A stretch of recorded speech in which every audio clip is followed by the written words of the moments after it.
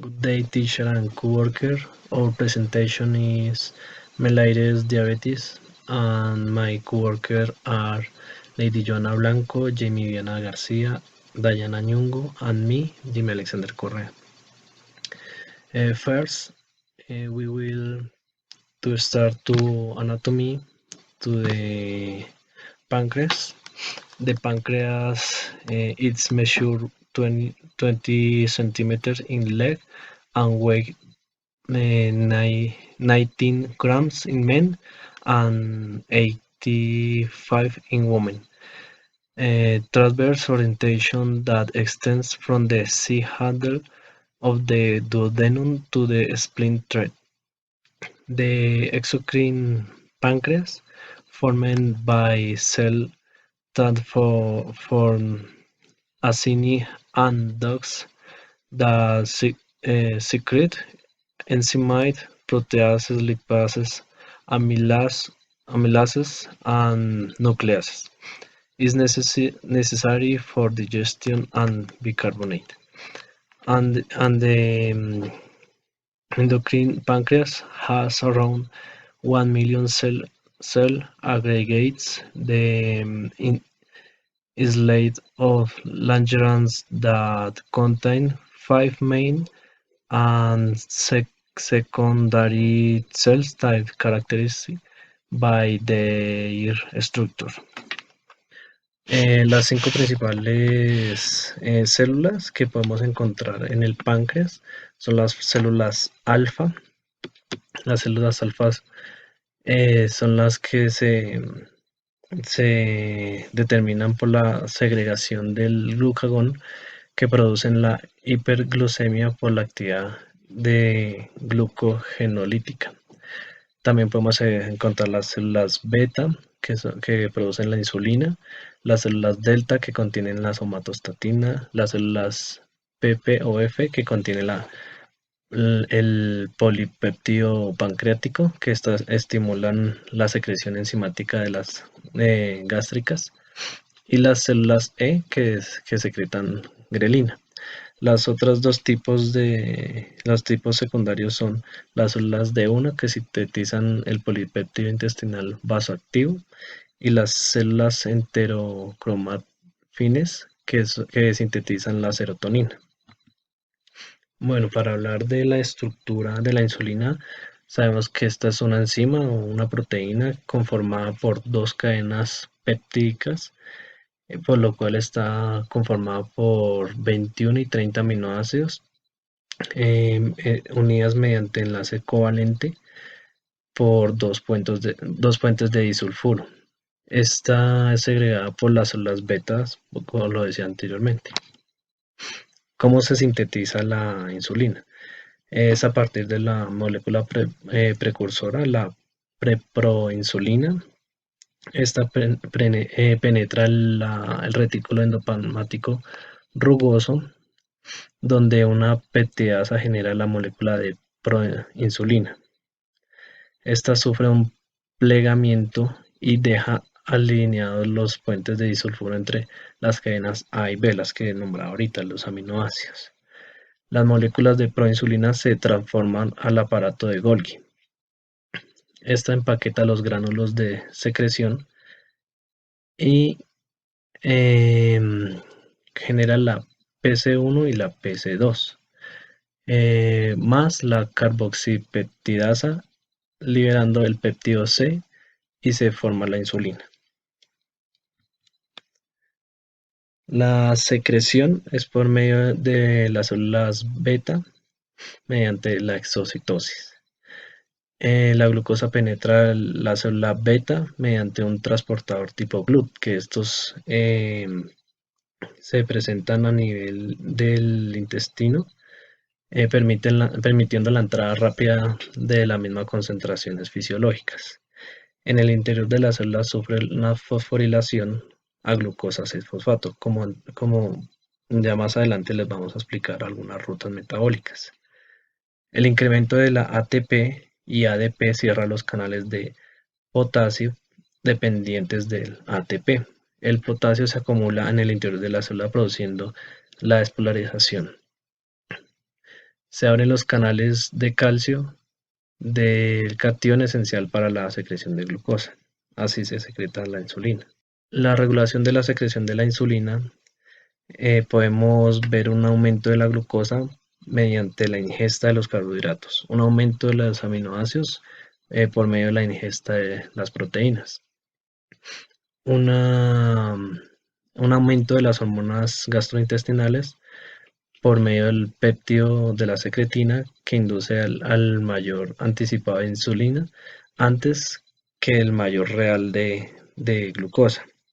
También se produce un estímulo aumentado del parasimpático por la estimulación vagal. Cuando hay una inhibición, una disminución es por la escasez de combustible dietético, al igual que periodos de estrés. Descarga también simpática por inhibición mediada por receptores alfa. Algunas de las acciones biológicas de la insulina, podemos ver que se estimulan vías anaeróbicas como la glucólisis, la glucogenogénesis, la lipogénesis y la proteogénesis. Más adelante vamos a explicar estas rutas. Y también inhibe vías catabólicas como la gluconeogénesis, la lipólisis y la proteólisis. También estimula la replicación celular promoviendo la mitosis. También la síntesis del GLUT4 que se encuentra en los tejidos insulodependientes, en el hígado, en el músculo y en el tejido adiposo. También disminuye las concentraciones de AMP cíclico, disminuyendo el glucagón. Otra de las funciones biológicas es aumentar la activación y la estimulación de la síntesis de glucoquinasa, favoreciendo la utilización de la glucosa. También aumenta la vía de las pentosas que aporta NADH, que también es como un precursor, un cofactor para los sustratos en todas las vías metabólicas. Al estimular la glucosa 6-fosfato deshidrogenasa en el tejido adiposo. También estimula la entrada de la glucosa por medio de la GLUT4 y la gluconeogénesis por aumento de glucógeno sintetasa. Aumenta la glucólisis por estimulación de la fosfofructoquinasa y la piruvatoquinasa en el hígado. Favorece la entrada de aminoácidos en la célula, estimula la captación del GLUT4 y la utilización de glucosa por el adipocito. Favorece la captación de los ácidos grasos al estimular la enzima lipoprotein lipasa 1 y también estimula la síntesis de triglicéridos e inhibe los procesos de lipólisis, como anteriormente lo decía, en las vías anabólicas y catabólicas. En sí, la función de la insulina es generar, em, es estimular también en la producción de los GLUT y también adherirse o estimular los receptores de insulina para que cuando la glucosa se encuentre en el torrente sanguíneo, los GLUT van a llevar esta glucosa, van a guiar, digamos, la glucosa al, a los receptores de membrana para que ésta pueda ingresar posteriormente al medio intracelular. Bueno, el glucagón es otra hormona que se genera en el páncreas, es una hormona de 29 aminoácidos producidas en las células alfa. La función es estimular la secreción de glucosa, o sea, este ya es al contrario de la insulina. Ya lo que hace es sacar glucosa o generar la gluconeogénesis, por ejemplo. Una de las consecuencias de la secreción de glucagón es la disminución del fructosa 26-bisfosfato y el aumento de la gluconeogénesis. Estimula los procesos catabólicos e inhibe procesos anabólicos. Tiene en el hígado un efecto glucogenolítico Esto quiere decir que hace una lisis en el glucógeno para poder generar la glucosa. Desactiva la piruvato quinasa y estimula la conversión de piruvato en fosfoenolpiruvato, inhibiendo la glicólisis, o sea, la destrucción de la glucosa que la necesitamos en algunos procesos. Estimula la captación de aminoácidos por el hígado para incrementar la producción de glucosa, estimulando la gluconeogénesis. Metabolic routes. Glycolysis get energy. Gluconeogenesis, production of glucose from pyruvate. Glycogenesis, synthesis of glycogen. Glycogenolysis, glycogen to glucose. Tenemos la ruta de la glucólisis. Esta es una ruta metabólica encargada de oxidar la glucosa con la finalidad de obtener energía para la célula. Tenemos la ruta de gluconeogénesis, que es la ruta del piruvato para formar la glucosa, es decir, que se devuelve la ruta de la glucólisis. Tenemos la glucogénesis, que esta es una ruta metabólica anabólica, por lo que tiene lugar la síntesis de glucógeno. Luego tenemos la glucogenólisis, que este es un proceso catabólico, que hace referencia a la degradación de glucógeno a glucosa. Tenemos las enzimas metabólicas, en donde en la boca encontramos lo que es amilasa y lipasa, que estas ayudan a digerir los alimentos que ingresaron a la boca. Luego tenemos la gastrina, que esta inicia el proceso digestivo en el estómago, y las pepsinas, que junto con el ácido clorhídrico empiezan a digerir las proteínas en polipéptidos. Luego tenemos las sales biliares y el jugo pancreático, que acá se digieren las grasas, gracias a estas lipasas que se encuentran en el páncreas. Luego tenemos la amilasa, lipasa, tripsina y quimotripsina, que intervienen en el metabolismo de todas las grasas que ingresan al organismo. Y por último, en el intestino delgado tenemos aminopeptidasa, carboxipeptidasa, tripsina, maltasa, lactasa, sacarasa y lipasa, que estos ayudan a intervenir en la degradación de las moléculas para que éstas puedan ser absorbidas en el organismo. Tenemos dentro de las rutas metabólicas que estas van a intervenir directamente en la diabetes, ya que la diabetes descompensada predomina el metabolismo catabólico, es decir, que hay una liberación de energía de ATP dado por la acidosis y la disminución de insulina. Dentro del páncreas tenemos una ausencia de insulina y la demanda de glucosa por los tejidos. Esto da como respuesta anómala de las células alfa pancreáticas que secretan el glucagón, provocando una hipersecreción de glucagón. Dentro del tejido adiposo tenemos la insulina, que esta impide el catabolismo de los triglicéridos, ya que inhibe la lipasa. Cuando falta la insulina, hay un aumento de catabolismo, que esto lo que hace es aumentar la lipasa y por ende va a ayudar a obtener mayor triglicéridos en el hígado. En el músculo tenemos dos fases. Entonces tenemos la glucólisis anaeróbica, que esta proviene de la difusión mitocondrial en el músculo, que lo que hace es aumentar la glucosa provocando glucógeno.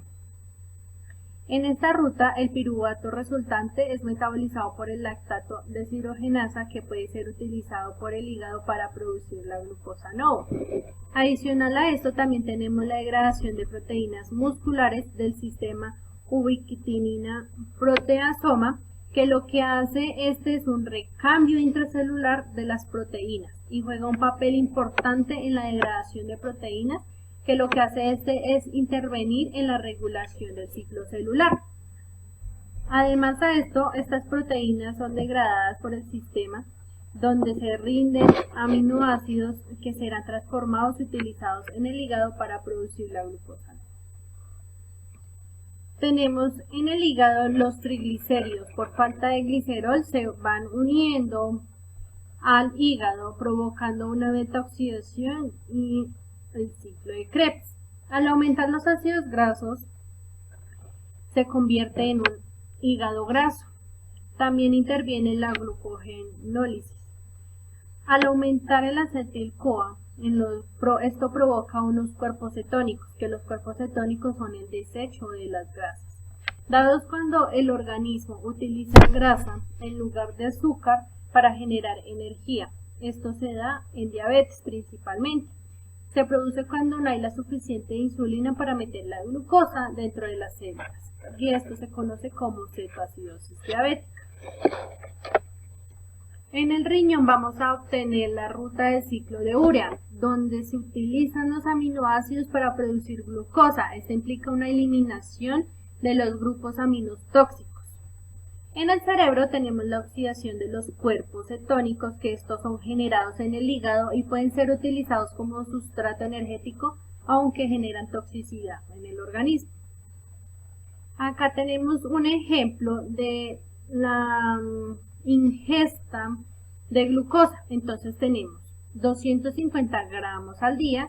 Lo que requiere normalmente el organismo son 180 gramos al día, pero la producción de glucosa como tal es de 70 gramos al día, es decir, que estamos aumentando la ingesta y por ende lo que va a hacer el riñón es filtrar esa glucosa y va a ser eliminada por la orina. En el cerebro solo deben de requerir de 100 a 125 gramos al día y el resto del organismo es 125 a 150 gramos al día. Entonces lo que hace el riñón es reabsorber esta azúcar o glucosa, circula otra vez por la sangre y la mayoría de ella va a ser eliminada, que se conoce como glucosuria, cuando la glucemia está aumentada de 180 miligramos de decilitro. Tenemos que en el resto de los tejidos tenemos una activación de la proteína quinasa C, que esto lo que hace es una proteína de hidrólisis de lípidos. También interviene la ruta de la sorbitol, que esto lo que hace es aumento de la glicemia y este hace que migre a las rutas alternativas vendiendo los productos oxidados. También tenemos la glucosilación proteica, que se genera formas glucosiladas de proteínas que son más susceptibles de experimentar oxidaciones. Y por último tenemos la disfunción mitocondrial, que esta provoca una falta en la cadena respiratoria, favoreciendo la producción de sustancias reactivas al oxígeno. The definition of mellitus diabetes: it's a group of metabolic disease characterized by hyperglycemia, which is the result of defects in insulin secretion, action of the same or both. Como clasificación de la diabetes según la American Diabetes Association, tenemos la diabetes tipo 1, que esta es debido a una destrucción autoinmune de las células beta; la diabetes tipo 2, que esta es debido a una pérdida progresiva de la secreción de insulina; la diabetes mellitus gestacional, que esta es diagnosticada en el segundo o tercer trimestre del embarazo; y tipos específicos de la diabetes debido a otras causas, como el síndrome de diabetes monogénica, las enfermedades del páncreas exocrino y medicamentos o diabetes inducidos por sustancias químicas. Bueno, como tal, la diabetes mellitus, pues como ya lo había dicho, es un conjunto de trastornos metabólicos caracterizados por la hiperglicemia, la cual pues es el resultado de los defectos de la secreción de insulina.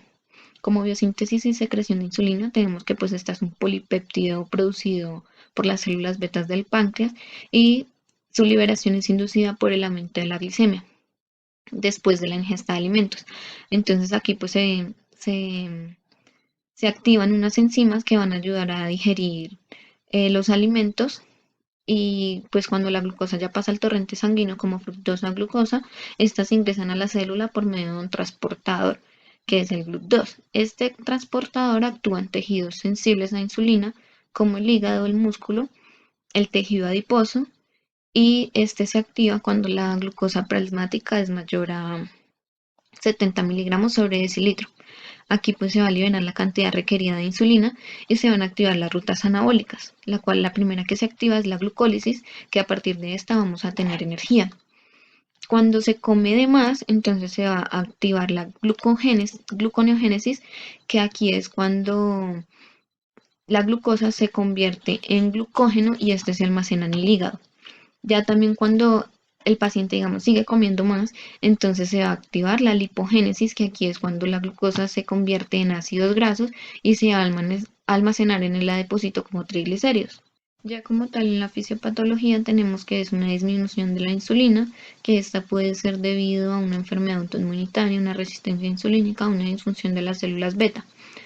Al haber esta disminución de insulina, la glucosa no va a ser recaptada y no va a ser llevada a las células o a los tejidos. Por ende, el cuerpo va a pensar que no hay glucosa en el torrente sanguíneo y va a haber un aumento del glucagón. Asimismo, activando las vías catabólicas. Entre ellas tenemos que pues va a haber un aumento de la glicogenólisis, que esta se produce en el hígado y es la pues degradación del glucógeno a glucosa. Va a haber un aumento de gluconeogénesis, que esta se da en el músculo y es la degradación de proteínas musculares. Estas se transforman en aminoácidos y son utilizados en el hígado para producir glucosa, y en el riñón implica una eliminación de los grupos aminotóxicos a través del ciclo de la urea. Y por último también vamos a tener un aumento de la lipólisis, que esta es pues la degradación de los ácidos grasos, que los triglicéridos por falta del glicerol son movidos al hígado y van a aumentar los ácidos grasos libres, que asimismo estos van a aumentar la beta-oxidación, aumentando la acetilcolina y aumentando los cuerpos cetónicos, que en el cerebro estos pueden ser utilizados como sustrato energético, pero pueden causar una toxicidad que más adelante la vamos a hablar. Entonces, todos estos factores llevan a una hiperglicemia. Cuando el paciente presenta hiperglicemia se puede justificar pues todas las manifestaciones que presenta el paciente. ¿Por qué? Pues porque cuando se supera el umbral renal para la glucosa aparece en la orina, lo cual esto pues se le llama glucosuria. La glucosuria implica una pérdida de calorías, por lo tanto el paciente lo que come no lo aprovecha. Así que esto va a generar una pérdida de peso y un aumento de apetito o una polifagia. La glucosa es una sustancia pues osmóticamente activa que arrastra agua, así que a esto se le va a determinar que va a presentar una poliuria. El paciente va a eliminar aproximadamente 2 litros día y esto va a generar una deshidratación que también va a llevar a una polidipsia. Ya como tal, hablando de la diabetes mellitus tipo 1 como fisiopatología, tenemos que es una enfermedad autoinmunitaria. Este tiene un mecanismo de destrucción de las células beta, defecto a la autotolerancia de los linfocitos T. Esto quiere decir que pues, los linfocitos T no toleran las células betas del páncreas, por lo tanto se van a activar y van a atacar su propio tejido. En la fisiopatología de la diabetes mellitus tipo 2 tenemos dos factores muy importantes. El primero es la resistencia insulínica, que esta es cuando los tejidos periféricos que reciben la insulina son incapaces de recibirla debido a diferentes factores. Estos principales tejidos que no reciben la insulina es el tejido hepático, el músculo estriado y el tejido adiposo. En el hígado va a haber una incapacidad o una disminución de la inhibición de la producción endógena. Esto quiere decir que no se va a activar la glucólisis, entonces por ende se va a activar la gluconeogénesis y va a aumentar, pues el glucógeno almacenado se va a eliminar en forma de glucosa y va a aumentar la glucosa en ayunas. En el músculo estriado va a disminuir la captación de glucosa y la síntesis de glucógeno. Por ende, pues va a haber un aumento de glucosa postprandial debido a que generalmente este se da después de las comidas. Y por último tenemos el tejido adiposo, que va a haber también una incapacidad de inhibir la lipoproteína lipasa y esta va a llevar por ende un aumento de los ácidos grasos libres. Por otra parte, la resistencia insulínica desde el punto de vista de la obesidad es porque el 80% de los pacientes que tienen diabetes mellitus tienen obesidad, y este se relaciona debido a que como ellos presentan un aumento de ácidos grasos libres, estos van a saturar la vía de oxidación del diaglicerol. Lo que va a hacer es que estos van a atenuar como la señalización de la insulina.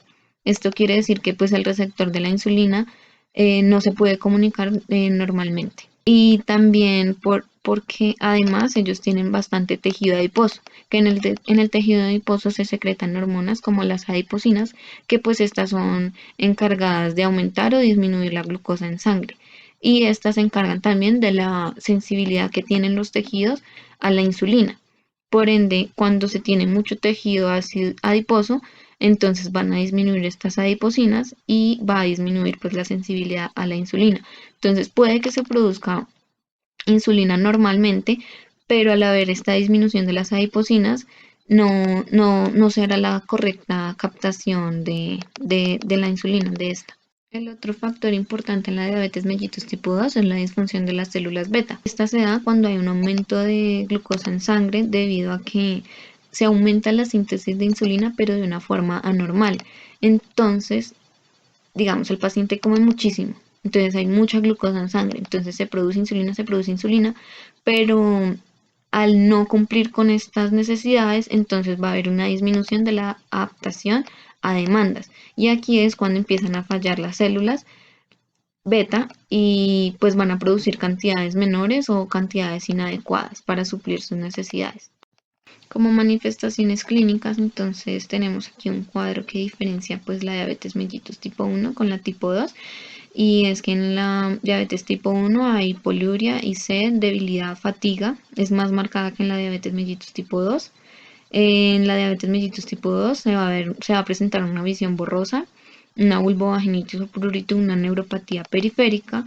En la diabetes tipo 1 una neurosis nocturna, y en la diabetes tipo 2 puede ser asintomática. Como criterios diagnósticos tenemos que el paciente va a presentar una hemoglobina glicosilada mayor al 6.5%, una glicemia de ayunas mayor a 126 miligramos sobre decilitro y una prueba de tolerancia oral con 75 gramos de carga de mayor a 200 miligramos sobre decilitro, y también una glicemia al alzar cualquier hora del día de 200 miligramos decilitro.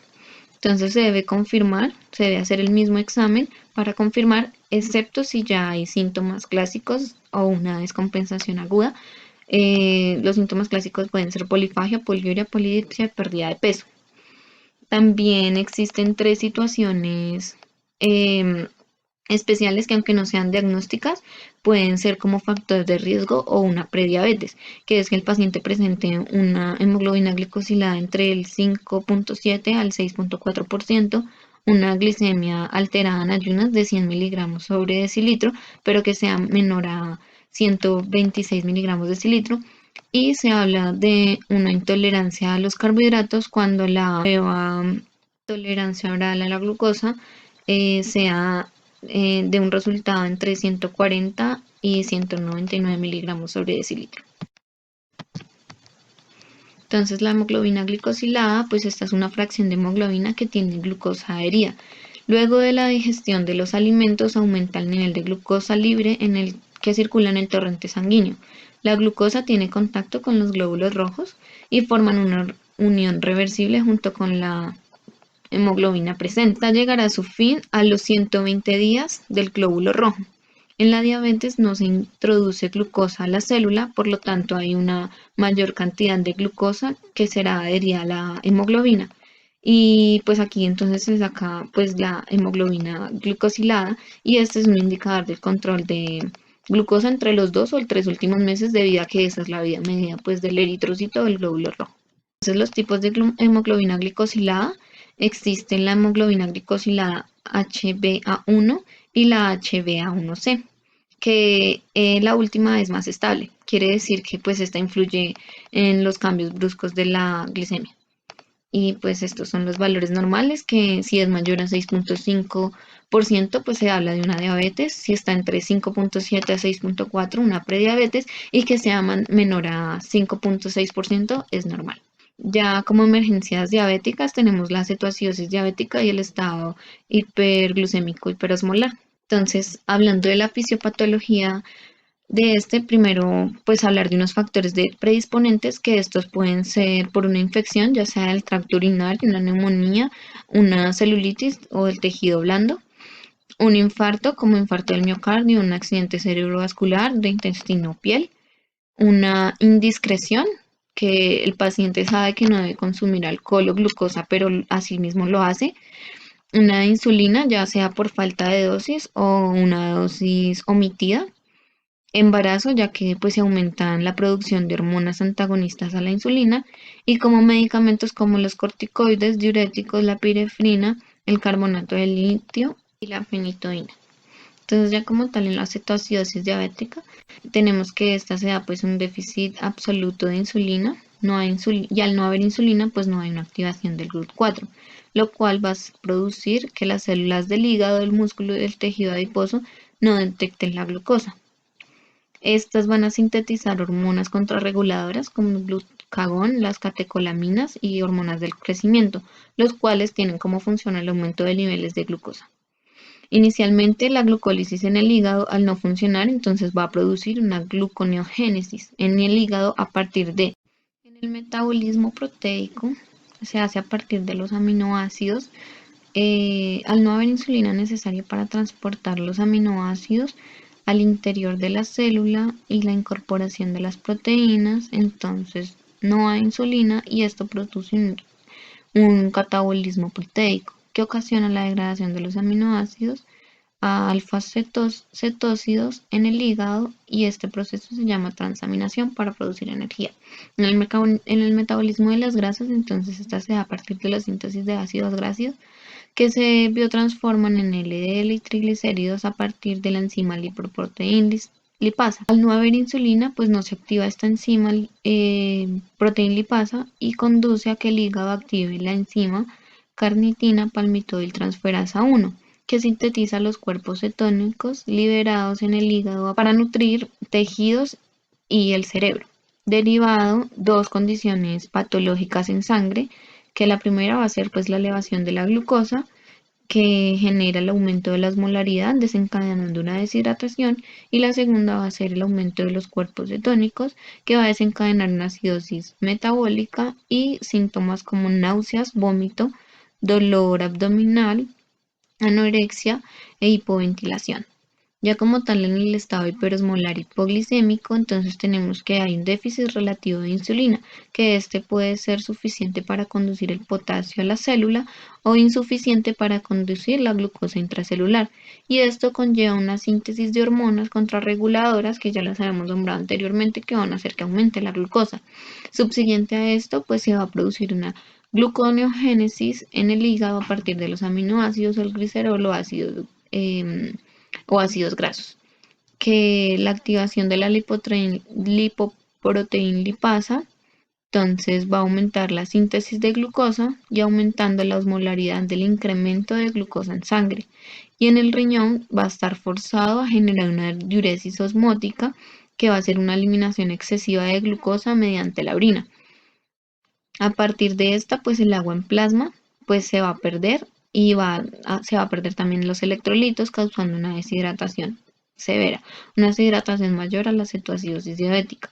Y como signos y síntomas, pues tenemos unas náuseas, unas mucosas secas, una hipotensión, taquicardia, y el estado mental puede estar alterado, ya sea una convulsión o hasta un coma. Como manifestaciones clínicas, entonces tenemos una comparación de la cetoacidosis con el estado hiperosmolar, el cual vemos una poliuria, polidipsia, fatiga, somnolencia, coma, náuseas vomitomadas en la cetoacidosis, con el dolor abdominal, anorexia e hiperventilación en la cetoacidosis, el aliento cetónico en la cetoacidosis. En la cetoacidosis hay una deshidratación, pero es más marcada, más severa en el estado hiperosmolar. Se va a presentar una taquicardia, una hipotensión y puede ser una alteración de la conciencia. Para los laboratorios en la parte de la cetoacidosis, estos se van a clasificar entre leve, moderada y grave. Los laboratorios que se van a tener en cuenta es la glucemia, el pH, el ácido carbónico, si hay presencia de cetonemia, si hay aumento de la osmolaridad, anión gap o brecha aniónica, el nivel de conciencia y el déficit hídrico. Mientras la glucemia va a permanecer y se va a aumentar sus valores de 250 miligramos sobre decilitro, podemos encontrar que el pH, a medida que va a estar entre leve, se van a manejar unos rangos, pero a medida que va de moderado a leve, pues este pH se va a ir disminuyendo. De igual manera podemos encontrar lo mismo en el ácido carbónico, que este va a empezar a aumentarse en leve, pero ya en grave pues va a disminuir. Va a haber presencia de cetonemia y la osmolaridad. Para calcular la osmolaridad se tiene en cuenta la siguiente fórmula, que son 2 de sodio más glucosa dividido en 18 más BUN dividido en 2,8. Para la anión GAP también se va a tener la siguiente fórmula, la cual es sodio más potasio menos cloro más bicarbonato. De igual manera, este en leve va a mantener sus rangos normales, que es de 8 a 12 mil equivalentes litros, pero va a ir aumentando en leve y moderado. De igual manera, en el nivel de conciencia también se va a ver afectado y va a aumentar hasta llegar a estupor y coma. Y el déficit hídrico sí se va a mantener igual para los tres, esto todo dependiendo entre 3 a 7 litros. En el síndrome hiperosmolar podemos ver que la glucemia aumentó mayor a 600, su pH también aumenta de 7,3 y el ácido carbónico también aumenta mayor a 18. Va a haber disminución de cetonemia, pero la osmolaridad también se va a ver afectada y va a tener un rango o se va a alterar de 329 miliosmoles. El anión gas va a estar muy variable, pero este también va a presentar complicaciones como estupor y coma, y el déficit hídrico va a ser de 6 a 12 litros.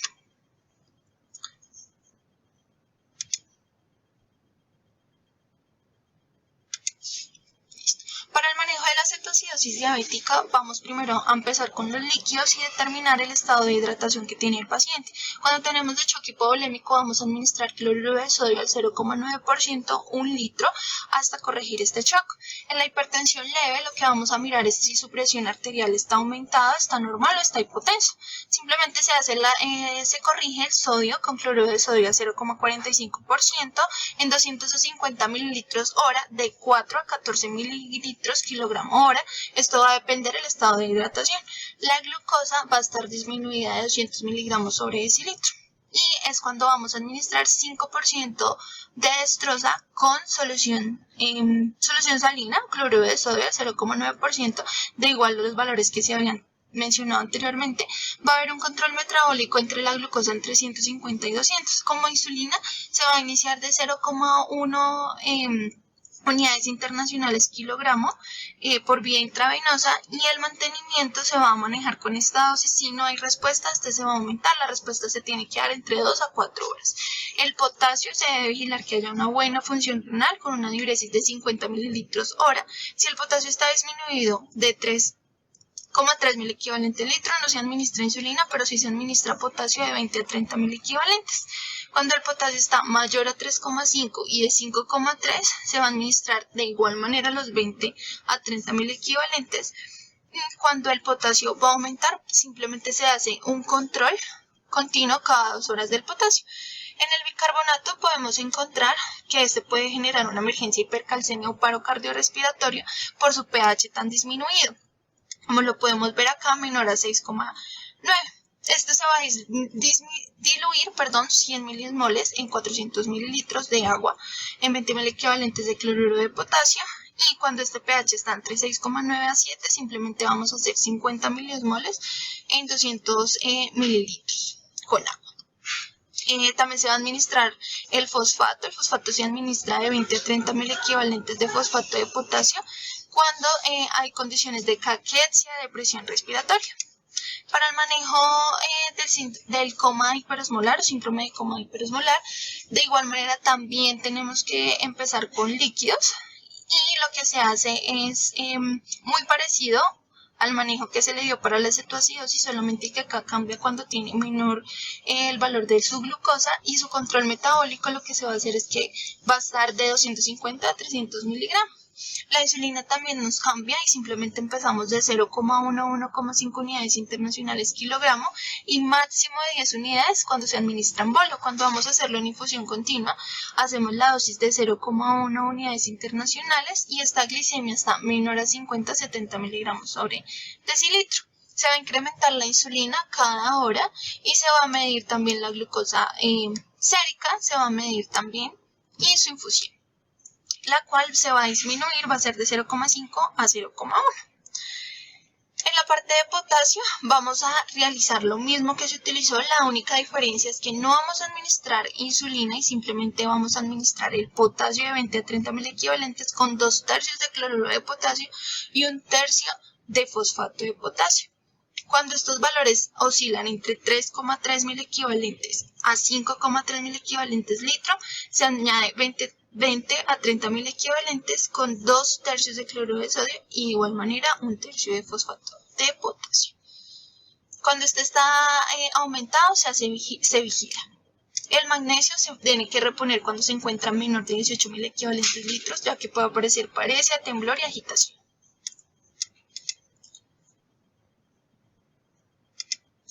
Bueno, aquí en los tipos de insulina podemos encontrar los tipos de insulina, cuáles se clasifican entre rápida, intermedia, lentas o de acción prolongada, los cuales vamos a tener en cada una de ellas el inicio de acción, el pico de acción y la duración de la acción que va a tener esta insulina en el cuerpo. De igual forma, también se va a manejar la dosis de corrección de insulina dependiendo el valor de la glucemia que se dé. Si el paciente es sensible o usual y resistente a la insulina, estas son las dosis de unidades internacionales que se debe administrar dependiendo de cada una, si es insensible, usual o resistente. Y pues los niveles de la glucemia que da.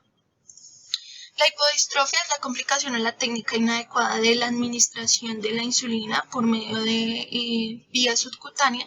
Recordemos que este se debe administrar en todo el tejido graso a unos 90 grados. Los factores locales que se pueden relacionar con esto es el trauma repetido o la repetición de la administración de la insulina en ese mismo sitio, lo cual va a generar una atrofia en el tejido graso subcutáneo. Para técnicas para la educación es simplemente cambiar el sitio de rotación donde se está administrando, desechar las agujas, no reutilizarlas, y eso sería. Los fármacos orales para el manejo de la diabetes podemos encontrar en esta columna los fármacos, el mecanismo de acción, los beneficios y las precauciones, lo cual vamos a tener la metformina, las tiazonidinas, las sulfoniorenas y meglintidinas. Cada una con su presentación, su mecanismo de acción y beneficios y precauciones. Recordemos que algunos de estos medicamentos pueden aumentar de peso, como otros pueden dar hipoglicemia o no lo pueden dar. Acá también tenemos la arcabosa, los inhibidores de PP4 y los inhibidores de SGLT2. Igual manera, estos también tienen algunos beneficios y sus precauciones. Como medidas generales y una monitorización estricta hacia los signos vitales también, glicemia cada de 1 a 2 horas, medir electrolitos como BUN, creatinina, gases arteriales cada de 2 a 4 horas, calcular la brecha aniónica o el anión GAD cada 4 horas durante las 24 horas, vigilar los signos vitales, tensión arterial, pulso, respiración, el estado mental, el control de líquidos cada de 1 a 4 horas igual. Como complication is hypoglycemia, hypocalcemia, cerebral edema, acute respiratory distress syndrome, thromboembolism, acute gastric bullying. ¿Qué son las terapias alternativas? Estas se conocen como el conjunto de aquellas intervenciones prácticas y de sistemas médicos que no hacen parte del sistema médico convencional que normalmente nosotros conocemos. Esto se le va a infundir la práctica de tratamientos adicionales en el cual va a tener un mayor sentido humanístico. En este caso vamos a tratar lo que es la reflexología podal, que lo cual consiste en masajear con la punta de los pulgares las zonas del paciente que percibió previamente de un examen o una evaluación que se le realizó. A este se le van a localizar unos puntos dolorosos y estos son los que se van a tratar. La reflexología es de origen de China y más o menos en el año 4000 a.C. empezó a aparecer, y el primer registro de data histórico fue en el año 2330 a.C. Esta técnica no solo alivia y cura algunas dolencias, sino previene el empeoramiento progresivo de varias enfermedades. Recordemos que esto, debido a la cetoacidosis que vamos a tratar, es un coayudante como tratamiento. No cura como tal la enfermedad, pero sí puede venir a sobrellevar o tratar de llevar los síntomas. La persona que fue el primero que introdujo esto en el mundo occidental y el que descubrió la reflexología podal, lo podemos considerar como el padre de la reflexología podal, que fue el Dr. William Fitzgerald.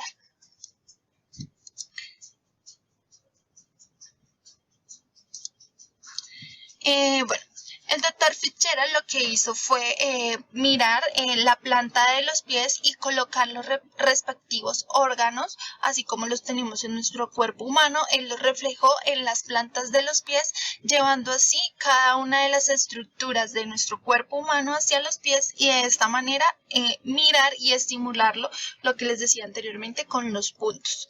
Lo que se conoce como el mapa de las zonas reflejas de los pies.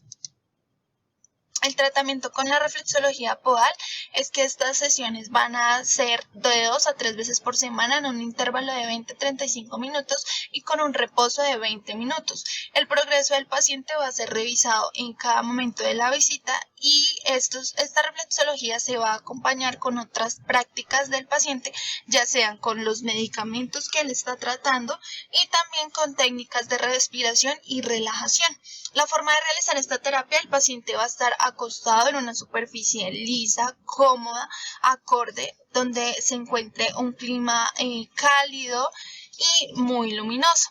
Vamos a decirle al paciente que antes de ir a la terapia debe tener previamente sus pies lavados, uñas limpias y cortadas, y cuando el paciente llega se le va a hacer una limpieza a estos pies y luego previamente se van a limpiar con algodón y alcohol para empezar con el momento de hacer la valoración de los pies, de cómo van a estar. Luego de esto nos vamos a untar las manos con aceite y lo que vamos a hacer es frotar así para calentar nuestras manos y aclimatarlas en los pies. Bueno, la técnica que se va a hacer es que va a ser el calentamiento de las manos y luego de esto vamos a calentar los pies para que el paciente, los pies del paciente se aclimaten con nuestras manos. Nunca debemos hacer la terapia con las manos frías. Luego de esto vamos a coger el pie con nuestra mano no dominante en la parte del cuello del pie y lo que vamos a hacer es que con el pulgar lo que vamos a empezar a hacer es el apoyo de la superficie del pie tratando de estimular esas zonas reflejas. Luego vamos a flexionar el dedo y vamos a empezar a bajar, así como podemos encontrar acá en la imagen, y vamos a comprimir y debajo de esto vamos a oprimir con la uña muy suave. Esto se hace suave, pero el paciente lo va a percibir como un dolor muy profundo y duro. Luego lo que vamos a hacer es la relajación de los dedos, como podemos ver también acá. Lo que vamos a hacer es que vamos a hacer un pequeño avance con el pulgar y estos movimientos van a ser circulares con la yema del pulgar y los movimientos vibratorios. Va a ser un roce lento y profundo y vamos a comprimir la uña a medida que vayamos desplazando nuestras manos o el dedo pulgar.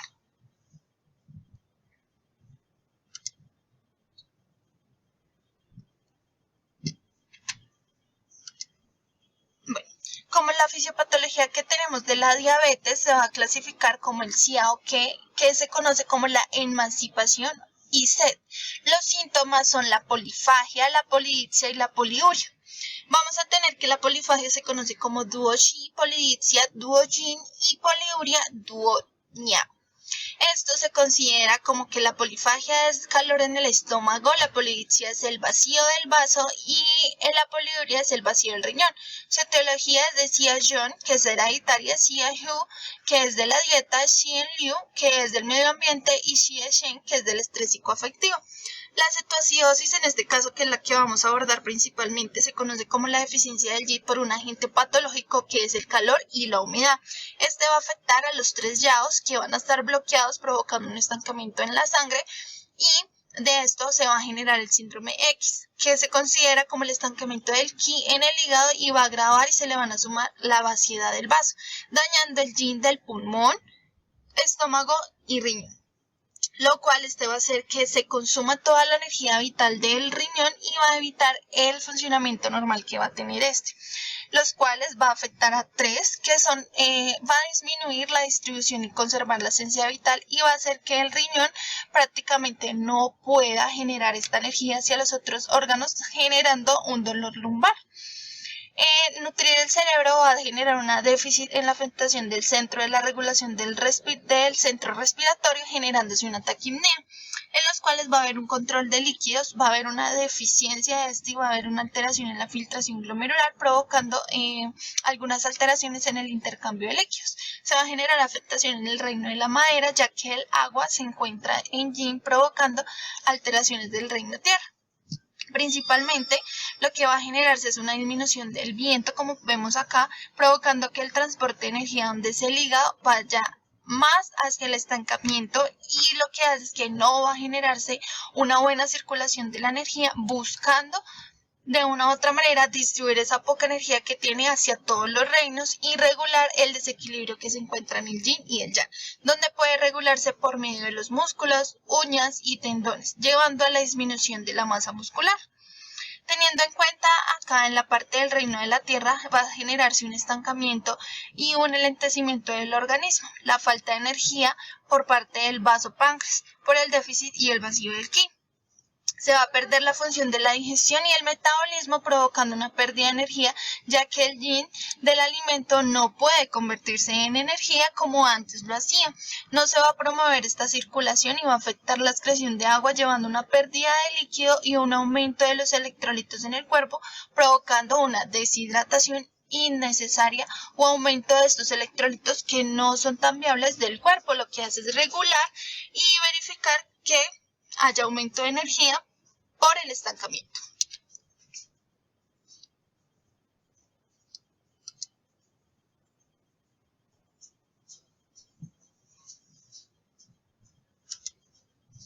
En la reflexología podal en la cetoacidosis vamos a tratar los puntos como son la hipófisis, la tiroides, el aparato digestivo y el páncreas y el hígado. En los diabéticos vamos a insistir demasiado en lo que va a ser en el páncreas y en el hígado, y se aconseja que estos pacientes también nos lleven reportes de los laboratorios de cómo se encuentra la glucosa. Siempre deben estar acompañados de su tratamiento convencional. La terapia es una combinación de la terapia farmacológica y la terapia alternativa, en lo cual se hace que mientras se está tratando con la reflexología podal, también se esté tratando con su terapia convencional.